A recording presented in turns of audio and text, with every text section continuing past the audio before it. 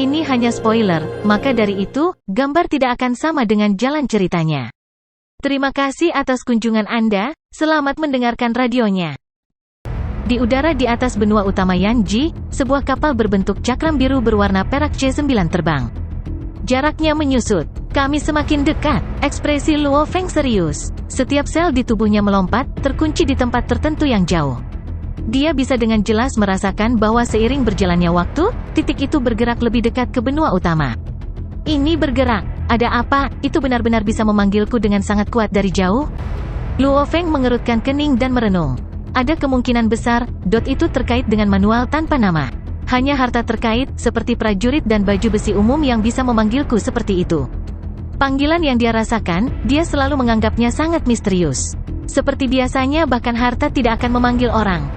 Seperti sayap sawu atau persenjataan Dewa Binatang Del, ada banyak prajurit dan harta karun kuat yang tak terhitung jumlahnya di kota kekacauan primal, namun dia belum pernah merasakan perasaan seperti itu sebelumnya. Dan Luo Feng telah memeriksa melalui jaringan alam semesta virtual sebelumnya, dia belum pernah melihat informasi tentang harta karun yang memanggil orang sama sekali, maka dia menyimpulkan. Harta karun ini harus memiliki persyaratan tinggi bagi penggunanya, seperti seseorang harus dilatih dalam manual tanpa nama untuk menggunakannya, oleh karena itu panggilan yang kuat.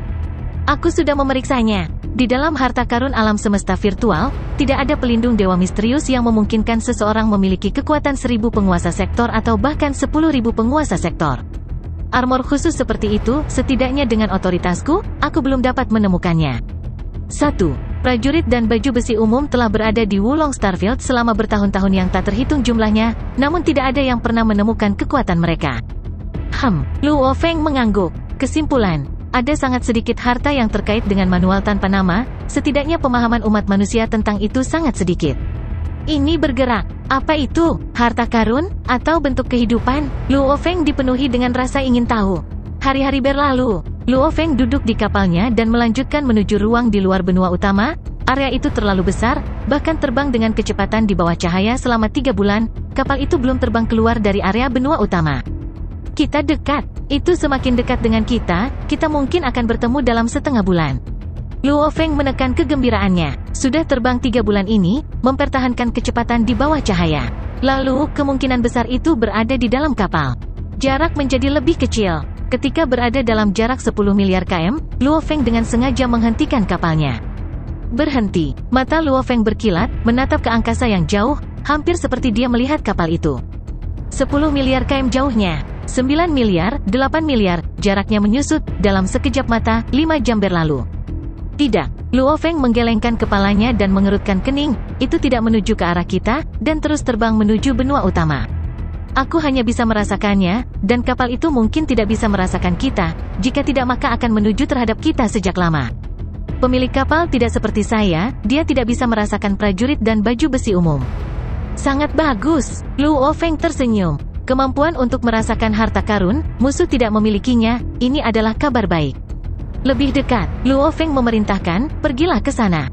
Ya, balas babat. Luo Feng menunjuk ke arah dan kapal menuju ke harta karun misterius, jaraknya menyusut, 3 miliar km, 2 miliar km. Bilah seperti kapal terbang di atas udara benua utama. Seorang pemuda lapis baja hitam berdiri di dalam ruang kendali kapal, menatap pemandangan di luar, tertawa. Ini memang medan perang, benua utama ini memiliki begitu banyak pejuang yang kuat.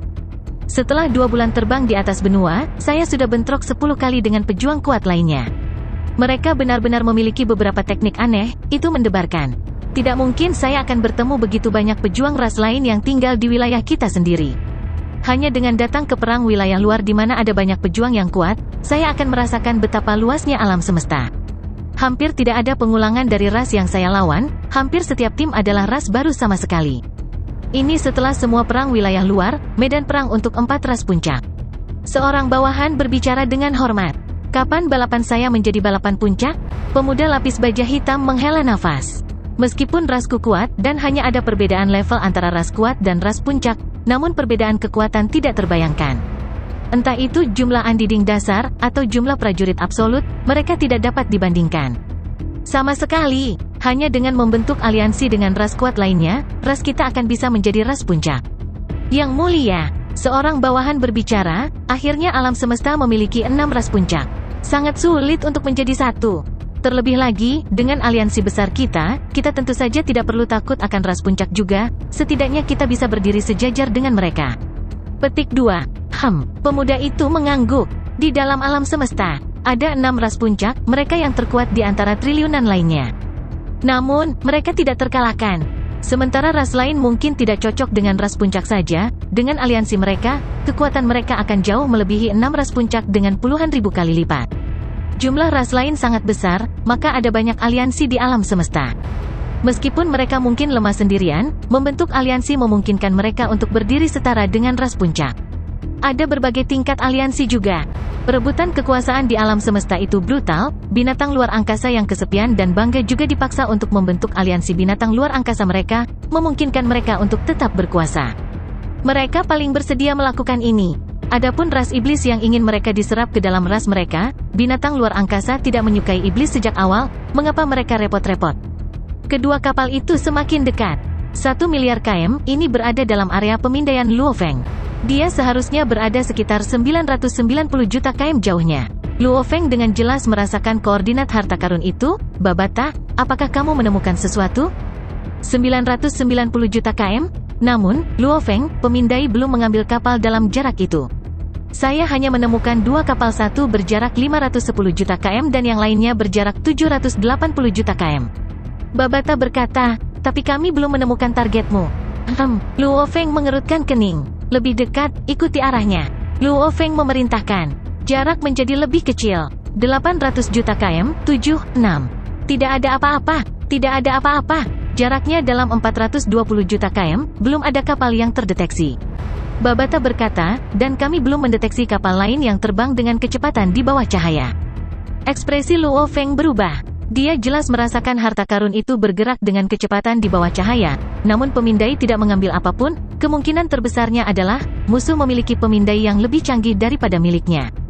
Ketika kita bertemu dengan prajurit otomat sebelumnya, pemindainya lebih canggih dari milikku, mungkinkah bentuk kehidupan ini sama? Luo Feng mengutuk. Berhenti. Luo Feng memerintahkan. Kapal berhenti. Di kejauhan, kapal pedang terus maju. Meskipun mereka tidak benar-benar terbang ke arah satu sama lain, jaraknya terus menyusut. 380 juta km, 360 juta km, 300 juta km.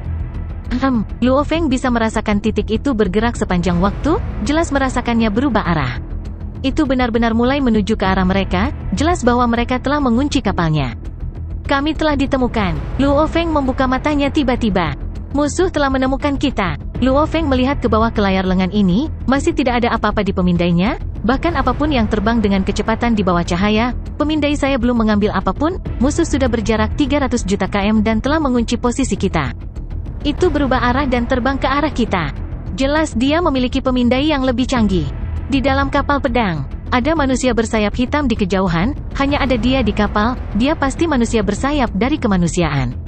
Bawahan itu berkata dengan hormat, pemindai yang mulia adalah hadiah dari ksatria. Itu pasti kedudukan tertinggi di benua utama Yanji. Manusia ini tidak tahu. Pemuda lapis baja hitam mengangguk. Mereka berdua semakin dekat. 200 juta km, 100 juta km, kapal pedang menuju ke kapal Luo Feng, arahnya tepat tanpa kesalahan. Apa yang kita lakukan? Luo Feng merasa setiap sel di tubuhnya melompat, darahnya mendidih. Kegembiraan, kegemparan. Itu hampir seperti dia akan mendapatkan harta yang mengesankan, dia harus berjuang keras untuk menekannya. Apakah saya berusaha sekuat tenaga dan berjuang untuk itu? Atau segera kabur? Jika aku melakukannya, pasukan klan serangga harus berada dalam jarak 100.000 km. Jika jaraknya terlalu jauh, itu akan terlalu mudah untuk dihindari. Jika aku membiarkan binatang bertanduk emas itu keluar, itu akan mengungkapkan lokasinya, siapa tahu dari kam mana musuh ini berasal. Saya pasti bisa memastikan itu bukan dari kam manusia. Jika itu adalah kam otomaton, saat mereka melihat binatang itu, mereka akan segera memberitahu musuh dan dia mungkin akan berteleportasi. Luo Feng sedang menghitung semua keputusan. Apa yang saya lakukan? Untuk memiliki pemindai canggih seperti itu, dia jelas bukan pejabat biasa, atau dia memiliki latar belakang yang besar. Atau dia pasti sangat kuat. Tubuh bumiku hanya bisa berurusan dengan pejabat tingkat rendah. Untuk memiliki pemindai seperti itu, dia pasti memiliki kekuatan lebih dari itu. Luo Feng khawatir. Dia ingin memperebutkan harta karun itu. Tapi kekuatannya tidak cukup. Satu-satunya harapan adalah binatang bertanduk emas. Namun, ada risiko mengungkapkan lokasinya, dan jika terungkap, prajurit otomat dari sebelumnya pasti akan muncul dengan kekuatan lebih dari sebelumnya. 90 juta km, 80 juta. Luo Feng jelas merasakan jaraknya menyusut. Kapal-kapal itu terus mendekat. Luo Feng, jangan mengambil risiko bahaya. Jangan kehilangan akal karena harta itu, kata Babata mendesak. Ini adalah perang wilayah luar. Meskipun kamu mungkin mendapatkan harta melalui bahaya, apakah itu musuh sebelum kamu atau musuh otomaton dari masa lalu, pemindai kamu tidak cocok untuk mereka, kamu dirugikan. Jika kamu mengambil risiko, kemungkinan besar kamu akan kehilangan nyawamu. Luo Feng jelas merasakan jarak semakin dekat. 56,39 juta km, 50. Semakin dekat, panggilan itu juga semakin kuat. Jika tekadnya tidak cukup kuat, tubuhnya akan melompat keluar dengan sendirinya dan bergegas menuju harta karun itu. Meninggalkan, Luo Feng mengertakkan gigi dan memerintahkan. Kami segera pergi, menuju titik perjalanan. Ya, kata Babata dengan penuh semangat. Kapal yang berhenti di udara berakselerasi dengan cepat mencapai kecepatan di bawah cahaya dan terbang di atas benua utama. Adegan ini membuat pemuda lapis baja hitam yang mengejarnya mengerutkan kening. Yang mulia, targetnya bergerak dan telah mencapai kecepatan di bawah cahaya, dia menuju ke arah yang berlawanan. Bahkan jika kita mengejar dengan kecepatan yang sama, kita hanya bisa mendekat perlahan melalui sudut, mungkin butuh waktu lama untuk menangkapnya. Prasyaratnya adalah dia tidak tahu kita mengejarnya. Seorang bawahan berkata. Pemuda lapis baja hitam menggelengkan kepalanya, manusia ini beruntung, mari kita menyerah. Ada banyak prajurit kuat lainnya di benua utama. Ya, kapal pedang dengan cepat menurunkan kecepatannya dan menuju ke arah aslinya. Karenanya, kedua kapal semakin menjauh satu sama lain.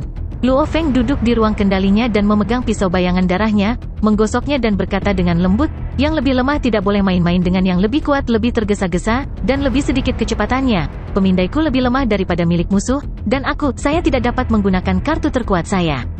Saya juga tidak menyadari musuh dengan pemindai seperti itu pastilah musuh yang memiliki latar belakang tertentu. Jika saya bertarung sekarang, saya mungkin tidak bisa menang. Itu akan menjadi tragedi. Dia menggelengkan kepalanya. Bertahanlah, karena dia datang ke benua utama, dan dari mana dia menuju, itu jelas menuju daerah terdalam dari benua utama. Dia di sini untuk menjelajahi benua. Ini akan memakan waktu lebih dari 3 bulan dari sini ke titik perjalanan terdekat, dan saya kembali ke Kam akan memakan waktu kurang dari 4 bulan sebelum saya kembali ke sini. Kecuali dia cukup bodoh untuk datang ke sini dan segera kembali. Kalau tidak, bahkan dengan perjalanan bola-balik dari Kam, aku masih bisa menemukannya. Luo Feng dikonfirmasi. Siapapun yang datang ke benua utama, selama mereka tidak jatuh, setidaknya akan tinggal selama ratusan jika tidak puluhan ribu tahun. Dan musuh itu jelas baru saja datang ke benua utama. Dari mana ia menuju, jelas bahwa itu menuju wilayah benua yang lebih dalam. Benua itu sangat luas, begitu seseorang menerbangkannya, dibutuhkan beberapa tahun untuk mengelilinginya. Bahkan dari jauh, aku masih bisa merasakan harta karun itu. Saat aku kembali, aku seharusnya bisa merasakan posisinya dengan jelas. 6. Kembali ke perkemahan. Meskipun dia tidak mau, dia hanya bisa menanggungnya, semuanya harus menunggu sampai dia kembali dari Kam. Terbang langsung ke titik perjalanan dari benua utama dan kemudian melakukan perjalanan langsung ke Kam 26. Butuh lebih dari 3 bulan untuk pengembalian ini. Perkemahan. Kapal berbentuk cakram itu seperti butiran pasir, Kam itu sendiri seperti planet besar. Luo Feng menatap perkemahan. Mesin perang jahat itu lebih besar dari matahari dengan diameter lebih dari 1 juta km. Itu adalah basis Dewa Aaa Puncak, dan penghalang energi berwarna-warni mengelilinginya. Meriam kunonya yang tampak jahat memiliki ukiran rumit di sekitar larasnya, membuat Luo Feng bergidik di dalamnya. Itu adalah karya seni yang sempurna. Prajurit Luo Feng, kapalmu sekarang akan dikendalikan oleh Kam, jangan melawan.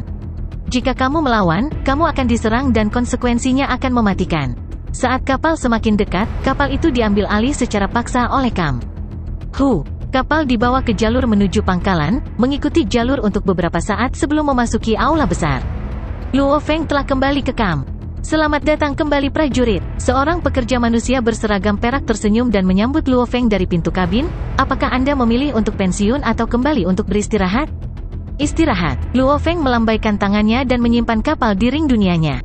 Ikuti aku. Pekerja itu tersenyum. Luo Feng mengikuti. Pekerja itu berkata, sebagai prajurit bebas, Anda tidak perlu mengikuti pengaturan tentara, Anda dapat memilih kapan Anda ingin kembali berperang atau beristirahat. Anda juga dapat memilih untuk membawa pasukan atau tidak, namun, jarang melihat serigala sendirian di perang wilayah luar. Aku tidak suka ramai, Luo Feng meliriknya. Pekerja itu tersenyum, keduanya menjadi seberkas cahaya dan dengan cepat mencapai jarak puluhan ribu km. Ujung kiri adalah kawasan hiburan, restoran, dan pertemuan, karena segala macam hiburan dapat ditemukan di sana. Di depan adalah tempat tinggal tentara bebas. Pengaturan hidup mereka jauh lebih baik. Dia berkata, kamu seharusnya sudah mengatur tempat, ambil saja nomor yang diberikan kepadamu dan pergilah. Untuk hiburan, kamu bisa menuju ke kiri. Jika kamu ingin kembali, kamu bisa mengikuti jalan ini. Luo Feng mengangguk. Kalau begitu aku tidak akan mengganggumu. Pekerja itu sangat hormat saat dia pergi. Luo Feng melirik ke depan. Tidak buruk, Luo Feng memuji. Puluhan ribu km di depan, ada pegunungan dengan sungai dan pepohonan, bersama dengan beberapa daerah bersalju dan berpasir. Ini adalah tempat tinggal kelas atas di kamp, dan itu hampir seperti liburan di sebuah planet.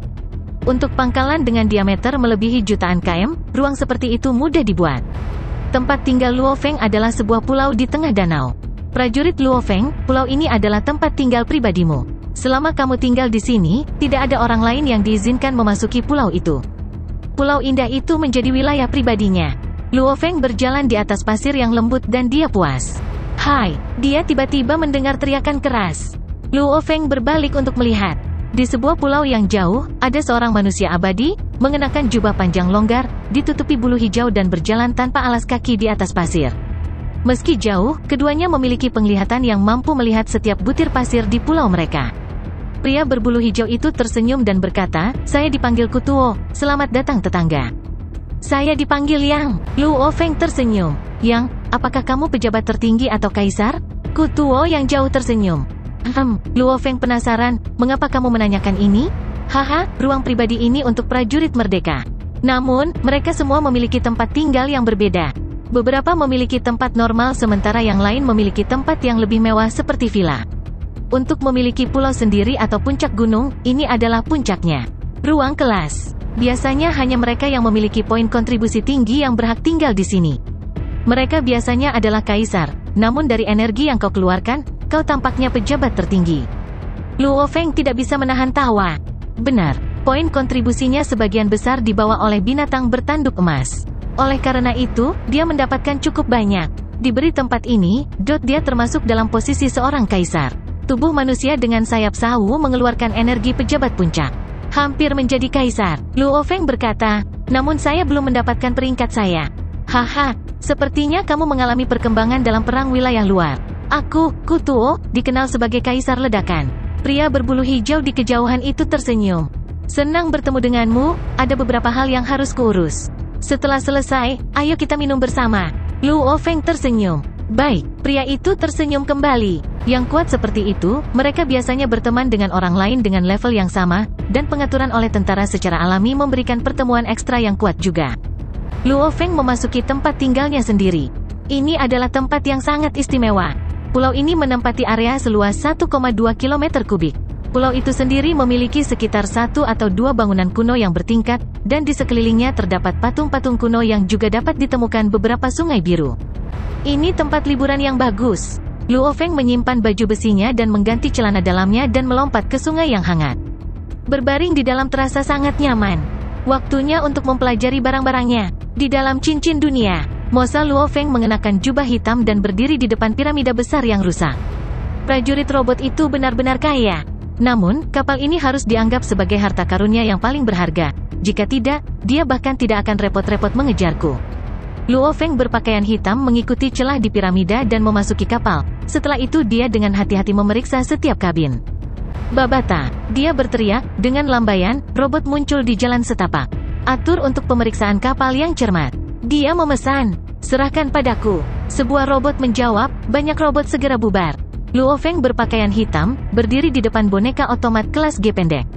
Ini adalah satu-satunya boneka kelas G di seluruh kapal, namun setelah serangan dari jutaan pasukan serangga, meskipun tubuhnya tidak sepenuhnya hancur, intinya di dalam benar-benar hancur. Bagaimanapun, ini adalah serangan yang akan membunuh bahkan binatang bertanduk emas, apalagi boneka otomat.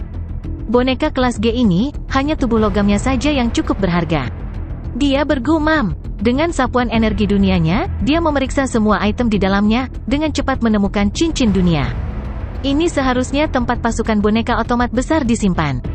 Cincin dunia ini dikendalikan oleh boneka otomat kelas G karenanya, itu tidak memiliki jejak roh, dan itu dianggap sebagai cincin gratis. Luo Feng berpakaian hitam segera menggunakan energi dunianya untuk memindai ke dalam. Haha, dia tersenyum, memang ada 1 juta boneka otomat, dan semuanya kelas F9, dan dalam kondisi sempurna. Dia sudah memperoleh 530.000 boneka sebelumnya. Namun, inti mereka rusak oleh serangan binatang bertanduk emas. Namun yang ada di cincin ini dalam kondisi sempurna. Luo Feng, seorang pemuda setinggi 1,5 meter, Babata, berlari. Babata, Luo Feng melirik. Babata adalah AI yang hidup, karena itu ia dapat dengan mudah mengontrol tubuh boneka otomat. Saat itu, penguasa planet Yunmo Huyanbo telah memberinya tubuh yang sama. Namun, penggunaan tubuh logam sangat normal, itu tidak banyak membantu kemampuannya. Evolusi AI yang hidup sangat sulit, kecuali seseorang memperoleh jantung evolusi dan menyerapnya, menggabungkan AI dengan tubuh mereka, hanya dengan begitu keduanya akan menyatu sepenuhnya. Hampir seperti jiwa bagi tubuhnya. AI yang hidup kemudian akan memiliki tubuh hidup yang berharga, dan akan mampu tumbuh dan berkembang. Setelah sepenuhnya menyatu dengan tubuh mereka, mereka akan merasakan hukum alam semesta jauh lebih jelas, setidaknya mirip dengan prajurit manusia normal. Dan mereka yang tidak memiliki kemampuan untuk berevolusi, seperti Babata, dapat melatih pemahaman mereka. Tetapi bahkan setelah 1 triliun tahun, mereka tidak akan pernah bisa menjadi abadi. Hanya dengan hati evolusi seseorang akan benar-benar memiliki kemampuan untuk menjadi prajurit robot yang kuat. Saat pelatihan berlangsung, tubuh robot akan terus menguat, dan fleksibilitas serta kekokohan akan meningkat, hampir seperti tubuh daging dan darah. Oleh karena itu hati evolusi sangat penting. Mau bagaimana lagi? Jantung evolusi adalah sesuatu yang hanya dimiliki oleh ras robot. Ini adalah harta mereka yang paling penting, oleh karena itu kontrol mereka pada jantung evolusi itu sendiri sangat ketat, melarang siapapun untuk menjualnya.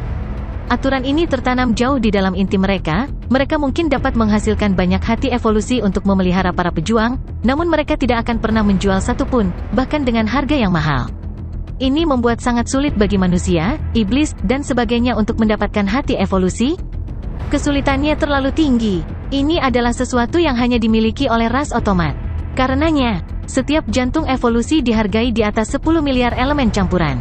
Ini mirip dengan seluruh kekayaan kaisar.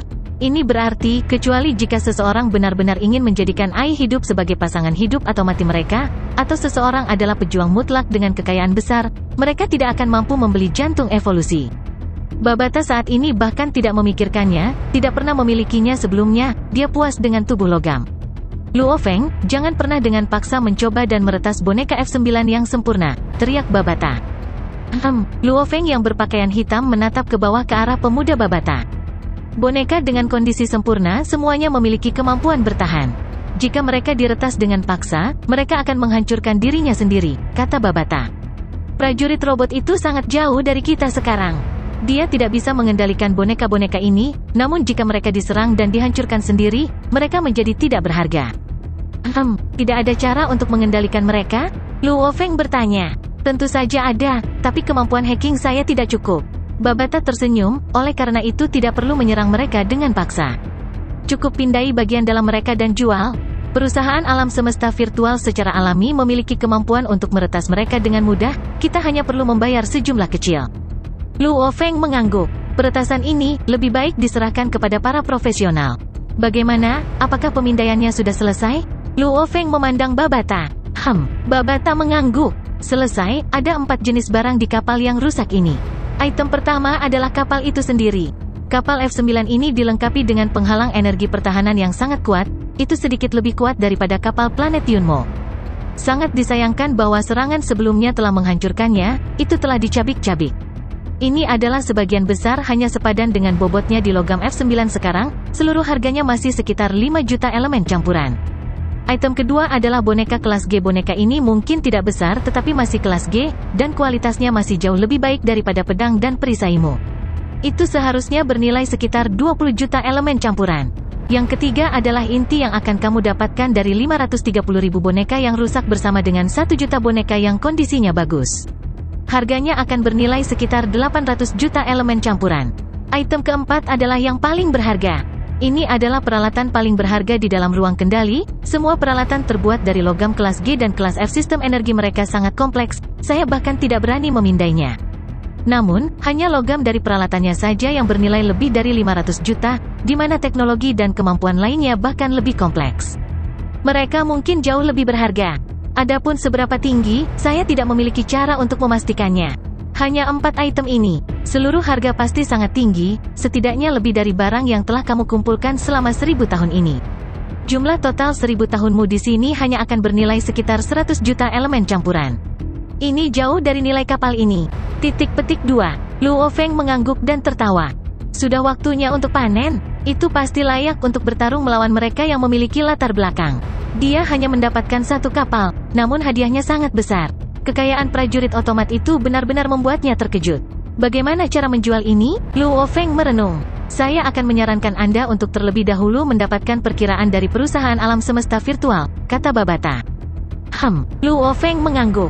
Dia pertama kali memindai semua item dan membuat catatannya sebelum mensimulasikannya di alam semesta virtual. Di dalam wilayah primal alam semesta virtual, Villa Luo Feng. Yang mulia Luo Feng, suatu kehormatan bertemu dengan Anda. Menerima undangan dari Anda benar-benar membuat saya, Nuo Siwusi, merasa terhormat.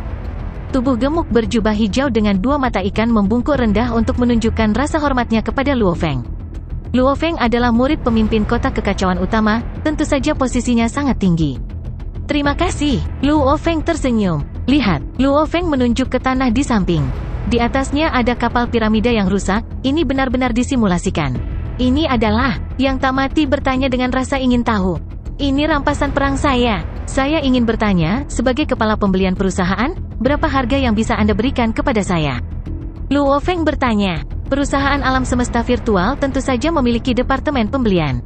Mereka biasanya membiarkan AI mereka menangani kesepakatan, namun kesepakatan bernilai lebih tinggi dijalankan oleh anggota internal. Nuo Siwu adalah salah satu manajer utama departemen ini, dia biasanya berurusan dengan kaisar. Kapalnya rusak, seharusnya bernilai beberapa juta elemen campuran. Dia berkata dengan santai. Setelah sering berurusan dengan kaisar, dia tidak peduli dengan jumlah yang begitu rendah. Barang yang sebenarnya ada di dalam. Luo Feng tersenyum, ikuti aku. Nuo Siwu terkejut, dia ingin tahu tentang murid pemimpin kota kekacauan utama ini. Dia memasuki piramida yang rusak bersama dengan Luo Feng. Ini adalah kapal otomat, dan salah satu dari seorang pejuang dengan latar belakang yang cukup. Nuo Wuxi melihat dekorasi di dalamnya, tersenyum saat dia memberikan penilaian. Ketika dia pertama kali melihat boneka kelas G, dia mengangguk dan melengkapi, boneka kelas G, logamnya saja bernilai 20 juta elemen campuran. Inilah 1,52 juta wayang yang saya kumpulkan, 530.000 diantaranya rusak sedangkan 1 jutanya masih baik-baik saja.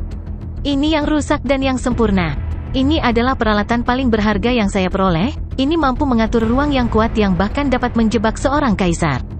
Setelah menonton, Nuo Wuxi terkejut, karena bahkan seorang kaisar biasanya hanya memiliki kekayaan hanya sekitar 10 miliar elemen campuran. Mereka hampir tidak akan memiliki kesepakatan senilai puluhan miliar. Boneka otomaton hanya sedikit rusak, hanya inti energinya yang telah hancur. Karena bagian penting mereka masih baik-baik saja, mereka hanya memerlukan perbaikan ringan. 1,53 juta boneka adalah barang luar biasa bahkan di antara item F9. Mereka akan sangat berharga, beberapa ratus elemen campuran masing-masing. Biaya membangunnya dalam kemanusiaan jauh lebih tinggi. Rata-rata mereka membutuhkan sekitar 1000 elemen campuran masing-masing, maka saya dapat memberi Anda harga 1,5 miliar elemen campuran.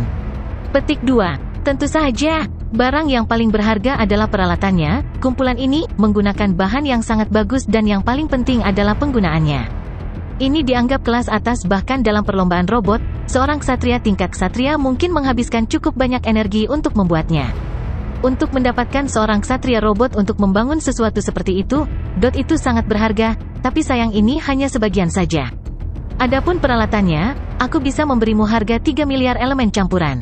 Nuo Siwu akhirnya memberikan perkiraan kepada Luo Feng. Termasuk semua item kecil lainnya, aku bisa menaikkannya sedikit lebih tinggi. Aku akan memberimu harga total 4,6 miliar elemen campuran. Dia tersenyum, saya biasanya tidak semurah ini dengan kaisar normal. 4,6 miliar elemen campuran? Luo Feng terkejut. Terima kasih, aku akan memikirkannya, kata Luo Feng. Haha, jangan terburu-buru. Jika kamu ingin menjualnya, kamu dapat menemukanku kapan saja. Nuo Siwu tersenyum, hadiah yang mulia sangat besar, terutama peralatannya. Namun, jika Anda bisa mendapatkan set lengkap yang dibuat oleh ksatria itu akan jauh lebih berharga. Luo Feng mengangguk. Nuo Siwu pergi. Haha, bahkan perusahaan alam semesta virtual bersedia membayar 4,6 miliar. Luo Feng tersenyum, ini sangat berharga, prajurit robot itu pasti memiliki latar belakang. Tidak buruk, Babata tersenyum, melawan musuh yang kuat membawa imbalan yang lebih besar. Bagaimanapun juga, keberuntungan dan bencana berjalan beriringan. Ini adalah keberuntungan, bagaimana ini bisa menjadi bencana? Luo Feng tersenyum. Saat ini saya bertanya-tanya bagaimana cara mendapatkan harga yang lebih tinggi dan melalui cara apa yang harus saya lalui.